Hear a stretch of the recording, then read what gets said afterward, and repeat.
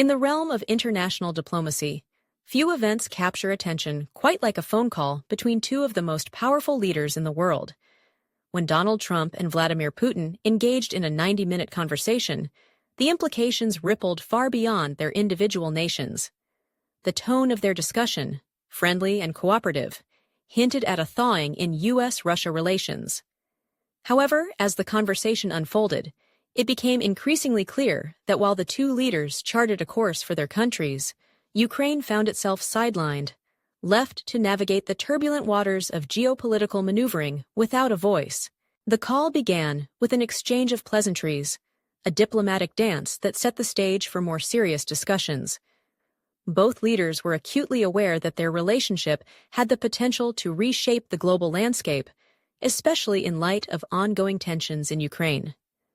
As they delved into the specifics of their conversation, it became apparent that both parties were eager to find common ground, particularly regarding the ceasefire agreement that would temporarily halt hostilities in energy and infrastructure sectors. For 30 days, a fragile peace would reign in the Black Sea region, a development that could provide a much-needed respite for the beleaguered areas affected by conflict. Yet, as the details of the ceasefire were laid out, the glaring absence of Ukrainian representation loomed large. While Trump and Putin discussed terms and implications, Ukraine remained an afterthought, a nation caught in the crossfire of decisions made by others. This exclusion highlighted a troubling reality. Ukraine's fate was being determined by the very leaders whose actions had contributed to its precarious situation. The conversation underscored a broader theme of power dynamics in international relations, where smaller nations often find themselves at the mercy of larger powers. The implications of the ceasefire agreement were multifaceted. On one hand, it could provide a temporary reprieve for civilians suffering from the ravages of war. On the other, it risked entrenching the status quo.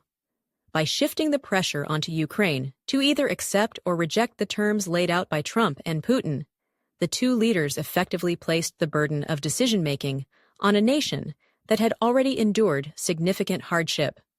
Ukraine was left grappling with the reality that its sovereignty and future were being negotiated without its input, a disheartening reflection of its position on the global chessboard. As the conversation progressed, Trump and Putin turned their attention to the Middle East, where they found common ground on the issue of Iran. Both leaders expressed a desire to prevent Iran from destabilizing the region, particularly with respect to its relationship with Israel.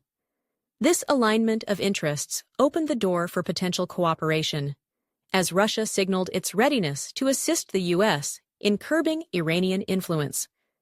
The discussion of Iran's role in the region illuminated the interconnectedness of global conflicts, where decisions made in one arena could reverberate across continents. The mention of Israel also drew attention to the complex web of alliances and enmities that define international relations. With approximately 2 million Russian-speaking individuals residing in Israel, Russia's stance on Middle Eastern conflicts was not merely a matter of political strategy. It was also a reflection of cultural ties that could influence diplomatic outcomes.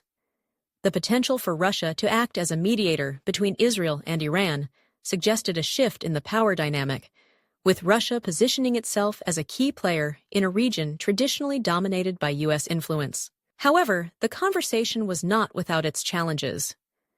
The escalating tensions between Israel and Hamas added another layer of complexity to the dialogue.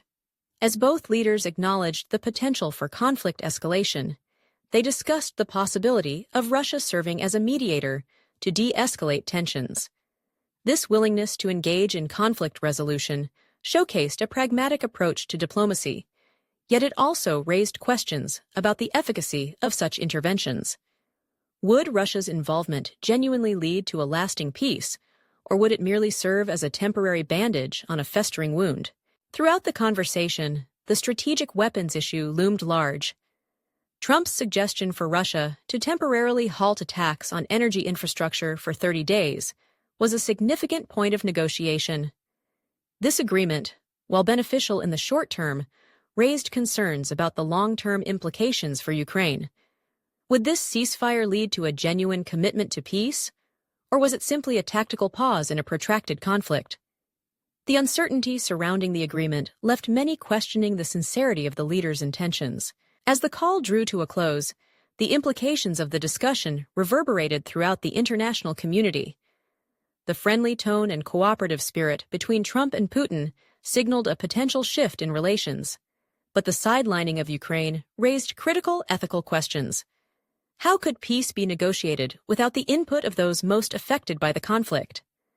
The 90-minute conversation, while marked by cordiality, ultimately underscored the harsh realities of power politics, where the voices of smaller nations are often drowned out by the ambitions of larger powers. In the end, the phone call between Trump and Putin served as a stark reminder of the complexities of international diplomacy. While their discussions may have laid the groundwork for improved relations, the exclusion of Ukraine from the dialogue highlighted the ongoing struggles faced by nations caught in the crosshairs of geopolitical maneuvering. As the world watched with bated breath, one thing became clear. The chessboard of international relations is fraught with challenges, and the game is often played at the expense of those who have the most to lose.